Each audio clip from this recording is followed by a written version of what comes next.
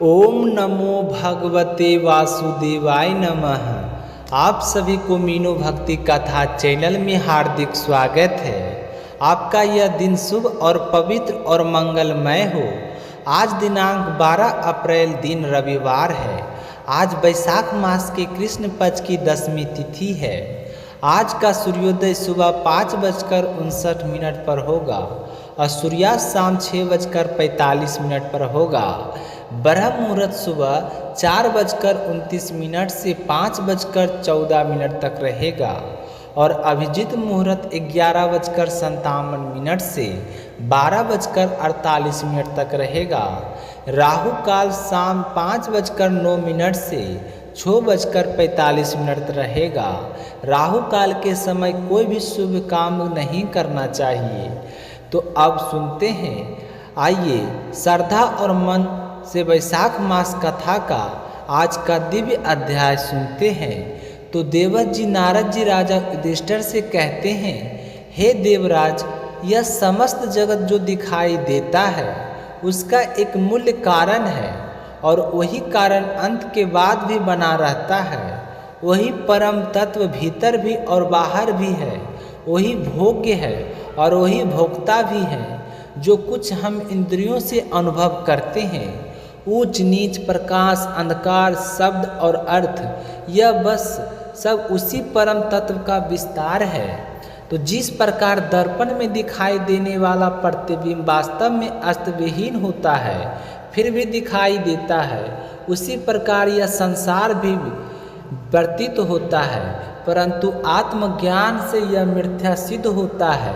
यह शरीर पंच महाभूतों से बना हुआ प्रतीत होता है, परंतु गहराई से विचार करने पर यह भी एक भ्रम ही है, क्योंकि यह ना तो पूर्ण रूप से उन तत्वों से अलग है और ना ही उनसे स्वतंत्र अस्तित्व रखता है। जब अवयव और यवयवी में भेद नहीं मिलता, तब सब कुछ असत्य ही सिद्ध होता है। हे युधिष्ठिर, जब तक अज्ञान बना रहता है तब तक यह भेदभाव भी बना रहता है।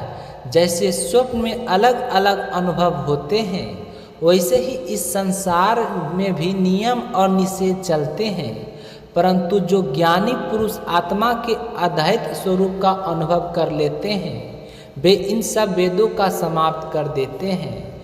यह अद्वैत 3 प्रकार का होता है, भाव अद्वैत, क्रिया अद्वैत और दैर्य अद्वैत। जब हम यह समझ लेते हैं कि समस्त जगत एक ही तत्व से बना है, तो यह भाव अद्वैत है। जब हम अपने सभी कर्मों को परमात्मा को अर्पित कर देते हैं तो वह क्रिया अद्वैत है। और जब हम अपने और दूसरों के बीच कोई भेद नहीं देखते तो वह दैर्य अद्वैत है। हे राजन, मनुष्य को शास्त्रों के अनुसार ही अपने कर्म करने चाहिए। आपत्ति के समय को छोड़कर धर्म का पालन कभी नहीं छोड़ना चाहिए। जो व्यक्ति अपने कर्तव्यों का पालन करता है और भगवान को समर्पित रहता है, वह गृहस्थ होकर भी परम पद प्राप्त कर लेता है। हे युधिष्ठिर, तुम्हारा जीवन अत्यंत धन है, क्योंकि स्वयं भगवान श्री कृष्ण तुम्हारे घर में निवास करते हैं। उनके चरणों की सेवा से तुमने अनेक कठिनाइयों को पार किया है और महान यज्ञों को संपन्न किया है। तो देवव्रत जी नारद जी आगे कहते हैं कि पूर्व जन्म में मैं एक गंधर्व था। मेरा नाम उपवर्ण था। मैं अत्यंत सुंदर और विलासी था। एक बार मैंने संतों की सभा में अनुचित आचरण किया और उनका अनादर किया। परिणाम स्वरूप मुझे श्राप मिला और मैं शूद्र योनि में जन्मा। परंतु जीवन में मैंने संतों की सेवा की, उनके चरणों के समय बिताया। उसी सत्संग के प्रभाव से अगले जन्म में मैं ब्रह्मा जी का पुत्र बना।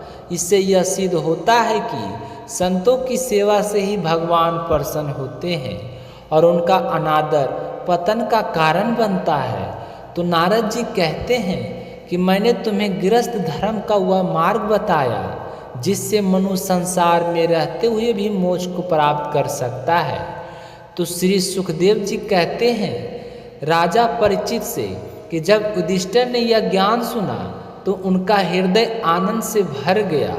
उन्होंने प्रेम पूर्वक नारद जी और भगवान श्री कृष्ण की पूजा की। इसके पश्चात नारद जी वहाँ से विदा हुए और भगवान श्री कृष्ण के स्वरूप को जानकर युधिष्ठिर अत्यंत विस्मित हुए। इस प्रकार दक्ष की पुत्रियों के वंश में से समस्त सृष्टि की उत्पत्ति का वर्णन पूर्ण हुआ।